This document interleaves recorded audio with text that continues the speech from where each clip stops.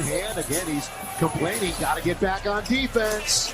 It's 5-on-4. That audio wasn't from a rival feed. That was the Lakers' own broadcast team openly expressing frustration on air. And while the on-court product looked disjointed, Lakers owner Jeanie Buss went on record with a statement about Luka Dončić that no NBA owner has ever publicly said regarding a newly acquired superstar. She pulled back the curtain on exactly how Dončić reacted the moment he learned about the blockbuster trade and candidly described what she has observed from him ever since.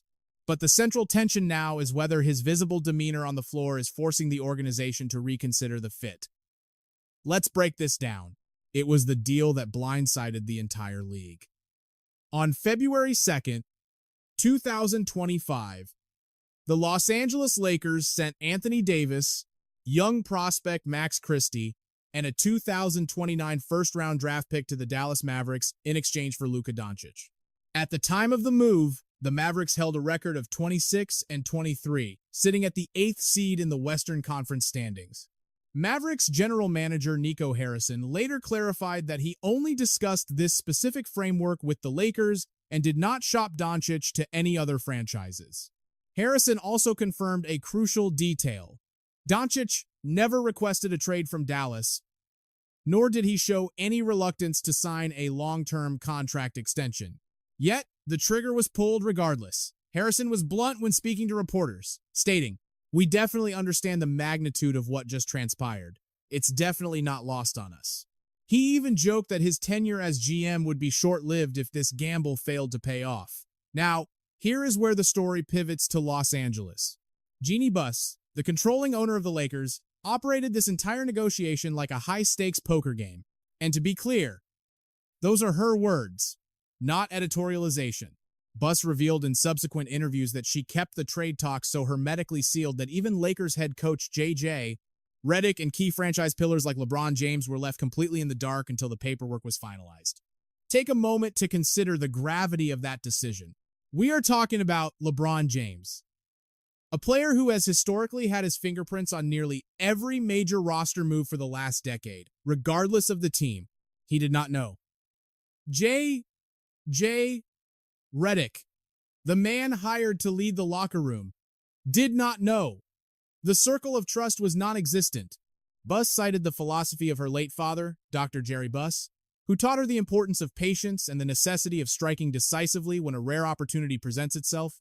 She clarified that the Lakers were not actively looking to offload Anthony Davis or Max Christie, but the front office simply could not bypass the chance to acquire a generational talent of Dončić's caliber. In explaining the move, she also delivered a subtle critique of Anthony Davis that many tried to gloss over.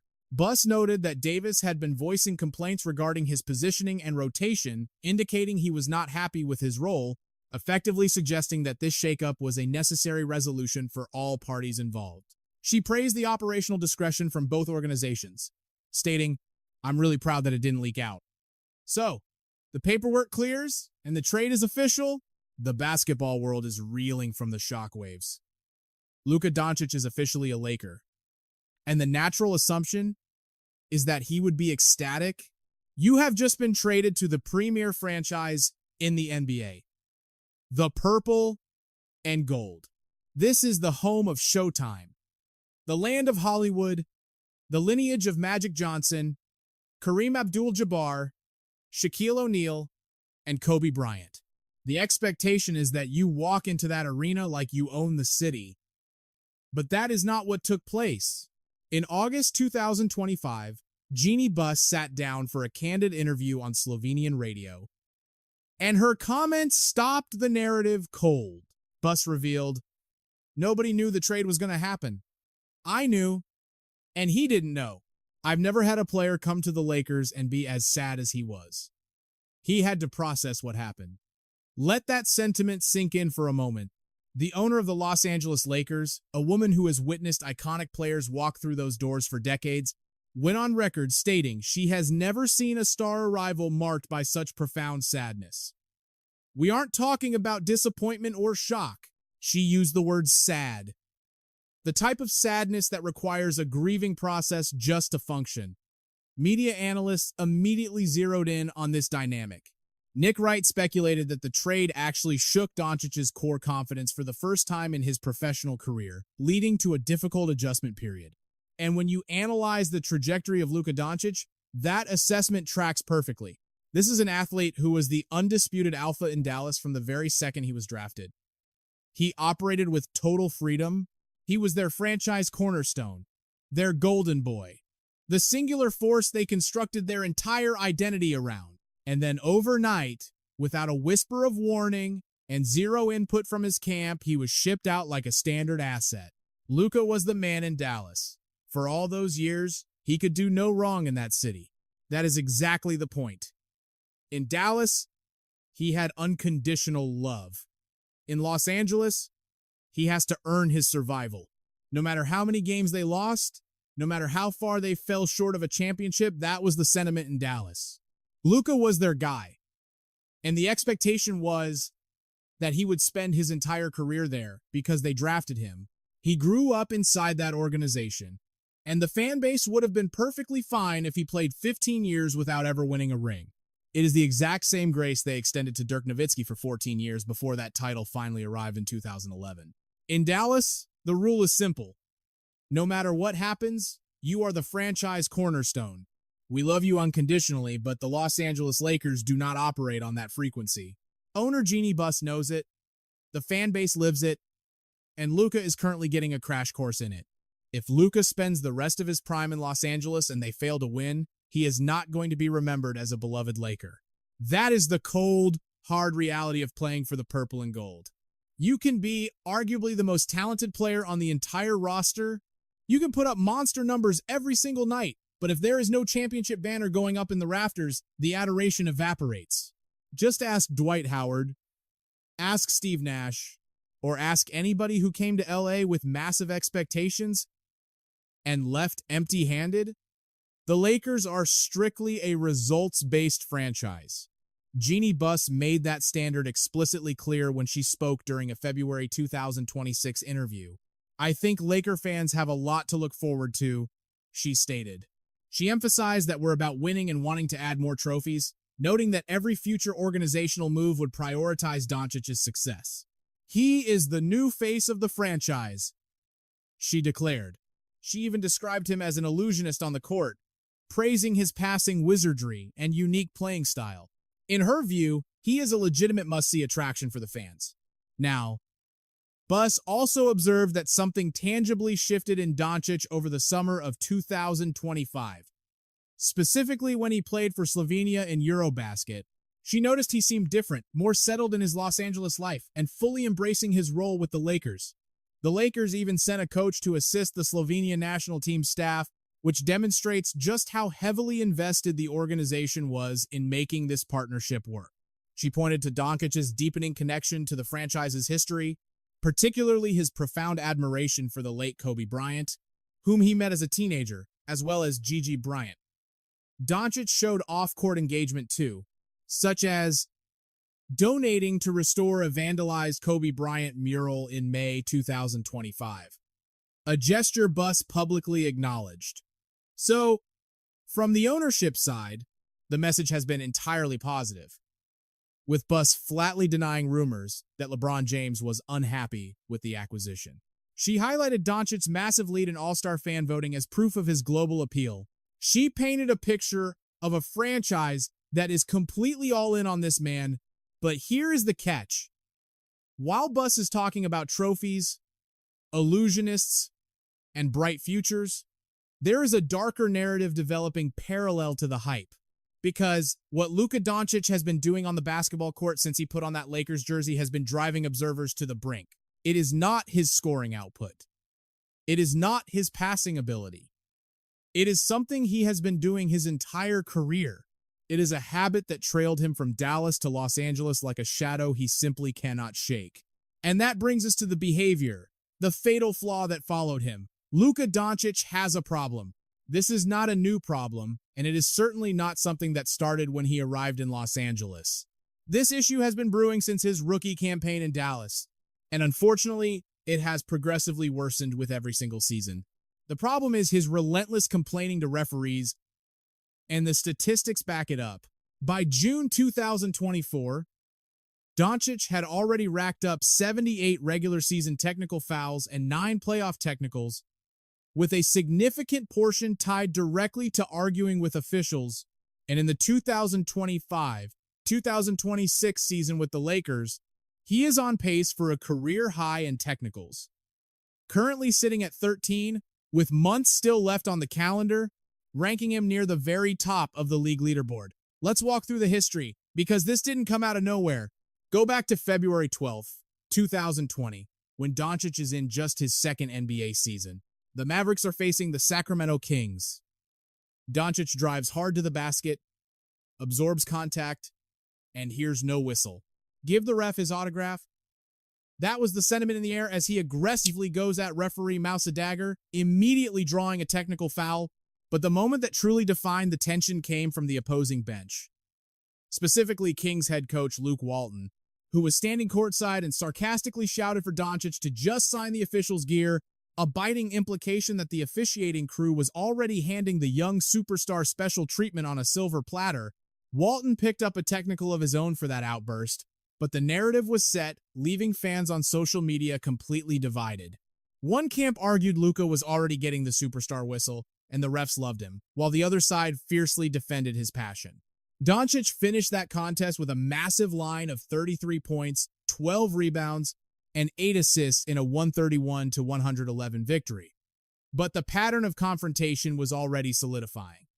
Fast forward to August 30th, 2020. We are in the pressure cooker of the NBA bubble playoffs, Game 6 of the Western Conference first round against the Clippers.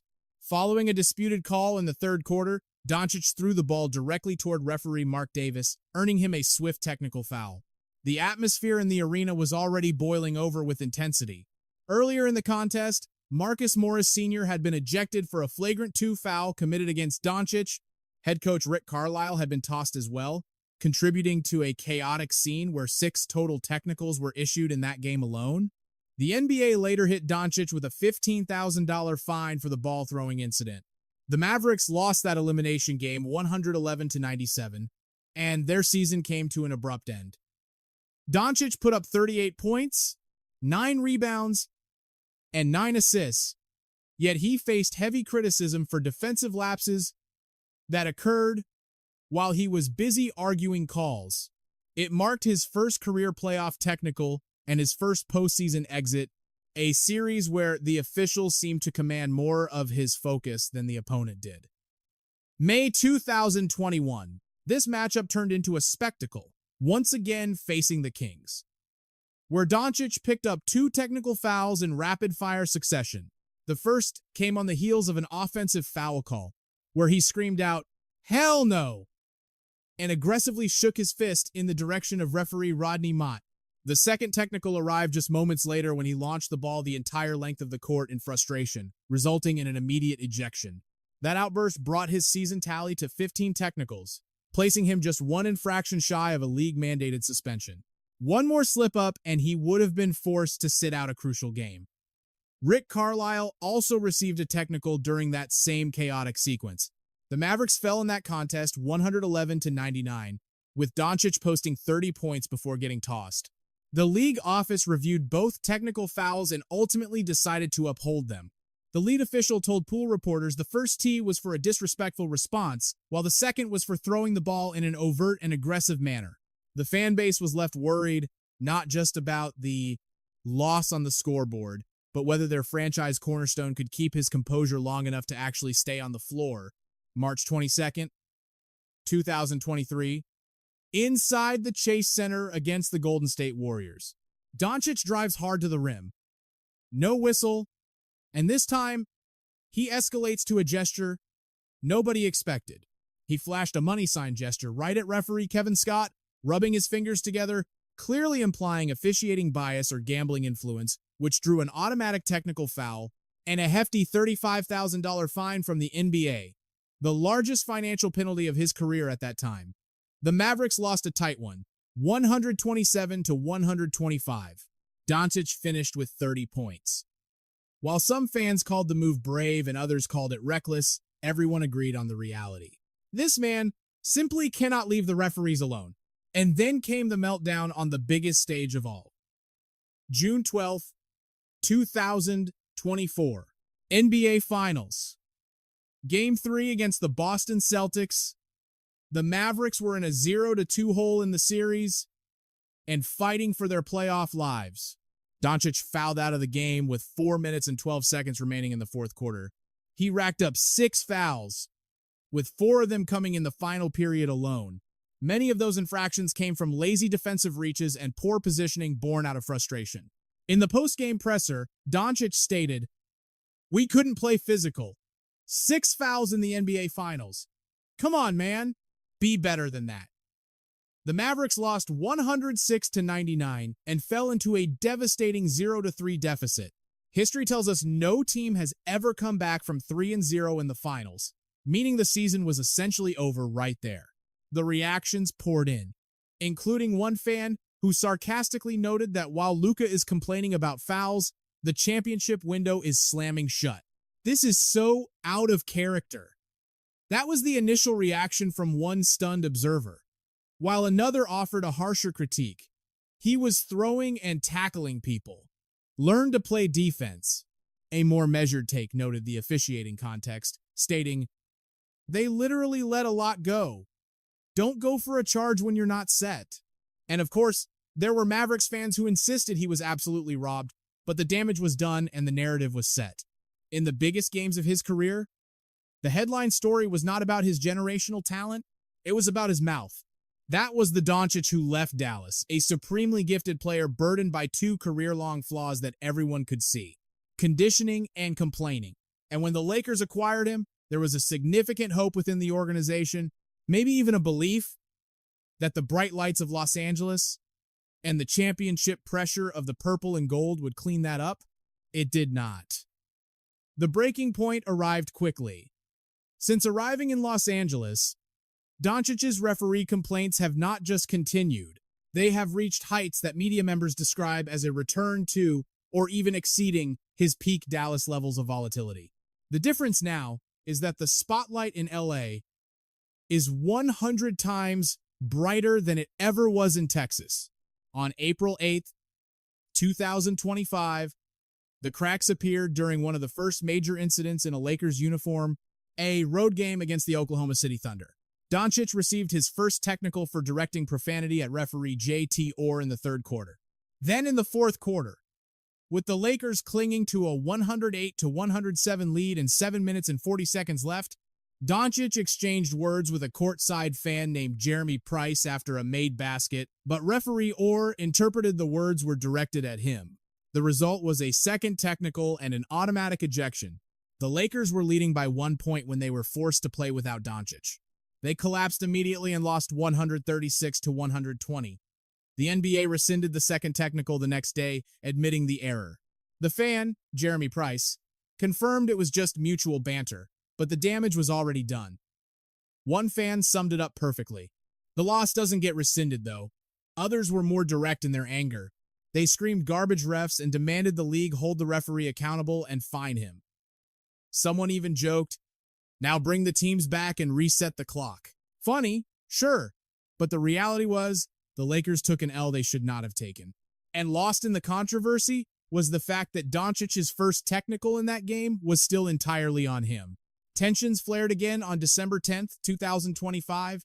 In another game against the Thunder, Dončić drove hard to the basket and got clearly elbowed in the eye by Kelly Olynyk.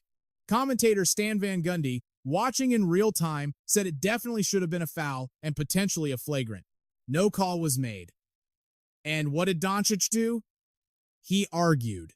He got a technical foul for it, his 5th of the season, and the Lakers lost. Now, was Dončić right to be upset? Absolutely. He got elbowed in the eye. Even the commentator agreed it was a missed call. But the pattern is the pattern. When you complain on every single play, the referees eventually stop giving you the benefit of the doubt. One fan pointed it out with surgical precision, noting that Luka whines after every play. They argued his incessant whining lost him credibility. Another observer was more sarcastic about the situation. "I'm surprised Luka complained about a call. That is the classic case of the boy who cried wolf. Except the wolf is real sometimes, but nobody believes him anymore because of the history. January 15th, 2026 brought another ugly scene during a 135-117 loss to the Charlotte Hornets. Dončić complained about a no call, trotted back slowly on defense, allowed a wide-open three, and compounded the mistake by getting a technical. After the game, Lakers guard Marcus Smart called out talking too much in his post-game comments. When your own teammate is going to the microphone to tell the media you need to stop talking, that is a problem that has moved past the media and the fans and into the locker room. Then came February 25th, 2026, the revenge game. Dončić returned to Dallas as a Laker to face his old team. It was the game everyone circled on the calendar, and yet, just 3 minutes into the first quarter, it's unwatchable. That sentiment started early, just 3 minutes after the opening tip, when Dončić drove the lane, absorbed contact, and immediately turned to the officials instead of getting back, earning a swift technical foul. That whistle marked his 13th technical of the season. A staggering number this early in the year, putting him on pace to shatter his career high, ironically, in a revenge game hosted in the very arena where he was once considered untouchable. The on-court incident was merely the spark. The media firestorm that followed hit with Category 5 force. It started with ESPN's Zach Lowe, who took to his podcast and unleashed what can purely be classified as a passionate rant against the superstar's antics. Lowe did not mince words, labeling Dončić's on-court demeanor as completely out of control and, frankly, a tough product to view. He said, quote, "It's every play. Just play, man. Not everything is a foul." He continued, pressing the issue. Are you playing to draw a foul or playing basketball? Are you playing one-on-one with the refs? Lowe emphasized the regression, noting, it's every single possession now. It's back to Dallas levels. It's unwatchable.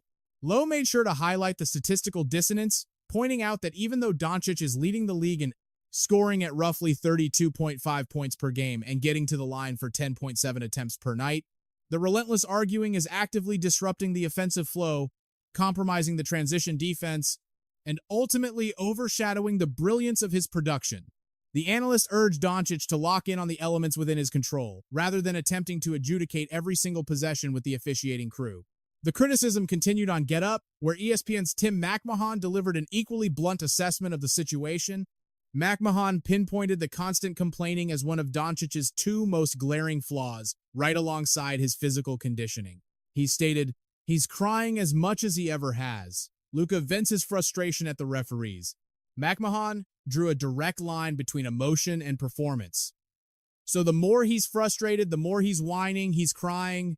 However, it was Monty Jones who took the criticism the furthest, arguing that the Luka Dončić experience has not been a positive one for the Lakers, and bluntly stating that he comports himself like a loser. Former NBA guard Jeff Teague weighed in, claiming Dončić makes the Lakers boring to watch because, quote, damn bro, you cry the whole game. Chandler Parsons added to the chorus, simply branding him a foul baiter. Max Kellerman piled on as well, and as the segment went on, the dissenting voices only grew louder and more unified. Then came the tipping point, when the Lakers' own broadcast team made the issue impossible to ignore during the live telecast. One hand again, he's complaining, gotta get back on defense. It's 5-on-4. That is the sound of your own franchise's announcers calling you out on live television. We are not talking about opposing commentators having fun or a podcast host hunting for engagement clicks. These are the people paid to sell your image, sounding completely exasperated with what they are seeing. Underneath, they're going to put it up and in, and one, the play-by-play announcer called, noting that while Dončić was arguing, the opposition scored easily. A 5-on-4 advantage, a free bucket, and the foul. That is the tangible cost of standing at half court screaming at an official who has already moved on. It's happening again. This is me on 4. This is me talking to my kids. That comparison was not made lightly by the broadcast team. When a professional analyst notes that watching a grown man play basketball evokes the feeling of scolding children, it goes beyond criticism. It is pure exasperation. Across social media platforms, the fan sentiment matched that exhausted energy, particularly on Reddit. A single thread regarding Lowe's rant gathered over 500 upvotes on the R-Lakers subreddit, filled with comments such as, "Luka is a great talent, but he does complain way too much. Leads to 5-on-4 on the other end." Over on X, the frustration was palpable, with one fan writing, "Lakers were a tough watch. Now with Luka, can't stand the Lakers with all complaining." Another user posted, "Now Luka isn't playing for a team nobody pays attention to. Everyone is noticing just how slow and lazy he is." Mavericks fans chimed in with a collective sense of vindication, effectively saying, "We told you so," circulating articles with headlines like, "Lakers finally learning harsh Luka truth, Mavericks always knew." Some comments cut deeper than the professional analysis. One user wrote, "The trade messed him up. He's mentally weak." Jason Tim called the behavior infuriating and embarrassing, demanding an immediate wake-up call. The consensus was forming rapidly. Despite the numbers, something fundamental had to change in the bigger picture. The disease runs deeper than that. If you are under the impression that this narrative is simply about a player who constantly argues with officials, you are barely scratching the surface. You are missing the legitimate crisis here, because the incessant complaining is merely a symptom of a much larger breakdown. That disease touches every single aspect of how this Los Angeles Lakers roster is constructed and, more importantly, how Luka Dončić actually fits inside of that system.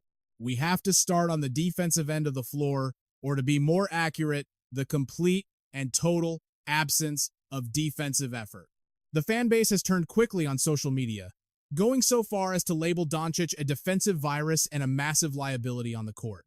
When you look at the analytics, his defensive rating ranks among the absolute worst for high-usage players in the entire association. Opposing offenses are ruthlessly hunting him, targeting him on switches the same way a lion targets the slowest gazelle in the herd. Former coach and analyst Sam Mitchell went on SiriusXM and did not hold back, identifying Dončić as the Lakers' single biggest problem. His assessment was blunt.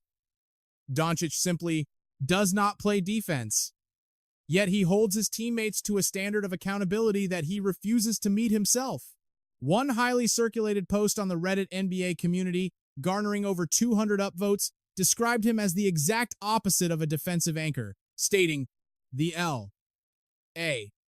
Lakers made the mistake of a lifetime trading for Luka. The criticism is coming from all sides." Even a former Dallas Mavericks supporter who followed Dončić to Los Angeles admitted on the Lakers subreddit that when Luka lacks motivation or fatigue sets in, his defensive performance hits rock bottom. That is a damning indictment coming from someone who genuinely loves the player but is forced to admit the hard truth about the player. The February 24th, 2026 loss to the Orlando Magic served as the perfect microcosm of everything falling apart simultaneously. It was a wild, back-and-forth finish. On the final critical possession of the game, the Lakers get the ball into the hands of Dončić. Now, it is important to note that when he initially caught that pass, he was standing a good 8 feet behind the three-point line. But he was wide open, completely wide open. That is a shot we see him take every single night. But in this moment, he refused to pull the trigger.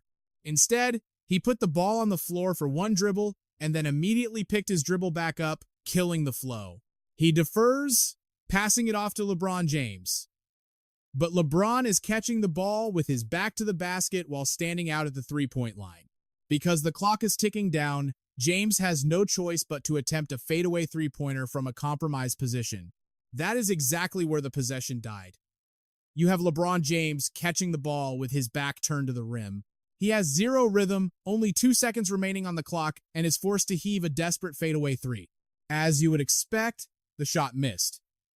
In the post-game media availability, Dončić attempted to explain his decision-making process. He said, "I know it was open, but I just thought it was a little bit far, so I did one dribble closer. Probably should have picked up the ball. Probably should have," for his part, LeBron James remained diplomatic when asked about the breakdown. He told reporters, "I thought he had a good look, and it looked like he kind of just lost his balance." That is classic media-trained LeBron speak, for he messed up the play, but I am not going to throw a teammate under the bus on camera. However, that failure on the final play points to significantly deeper structural issues within the offense.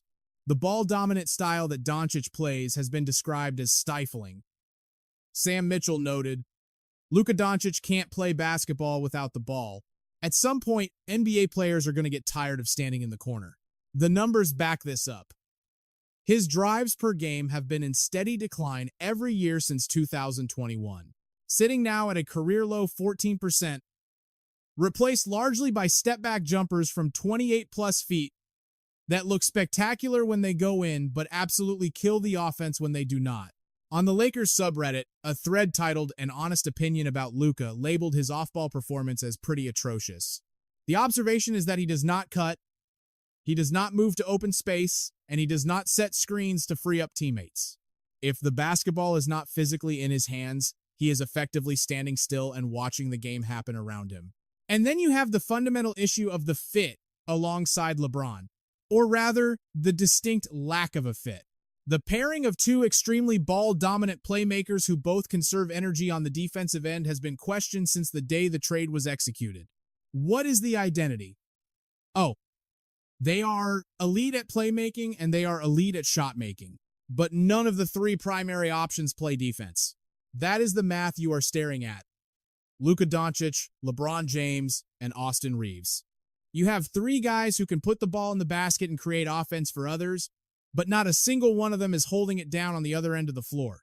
Nick Wright went on First Things First Times and summarized the situation by stating that the Lakers, "This needs to end."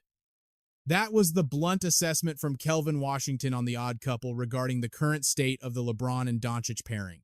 The concern is that the Lakers are effectively drawing dead in the postseason due to Dončić's defensive liabilities, creating a scenario where they are squandering his prime years. There are multiple layers to this argument, but the consensus is growing that this experiment simply is not going to work long-term. If you look beyond the headlines, the statistics paint an even clearer, more troubling picture of the on-court reality. Dončić currently leads the entire NBA in turnovers per game, averaging 4.1 giveaways every single night. Furthermore, the Lakers are posting a poor offensive rating of 117.8 points per 100 possessions when he is on the floor. That efficiency number is tied for dead last among high-usage players across the league, signaling a major disconnect. As of late February 2026, the team sits at 34-23, having gone 2-4 in their last 6 games, a stretch that includes tough losses to the Celtics and the Magic. However, the issue isn't just the loss column, it is the nature of those defeats. When this team loses, they do not just lose close games. Right now, the team with the largest average margin of loss in the NBA is the Washington Wizards, which is something we would expect. You expect that kind of statistical profile from one of the worst teams in the association that is actively rebuilding. The Wizards are undeniably one of the bottom-tier squads in the league, but guess who is sitting right there at number 2? Number 2 on that list is the Los Angeles Lakers, a statistic that is virtually unheard of for a team with championship aspirations. The Lakers rank second in the entire NBA in margin of defeat when they lose, meaning when things go wrong, the floor completely falls out.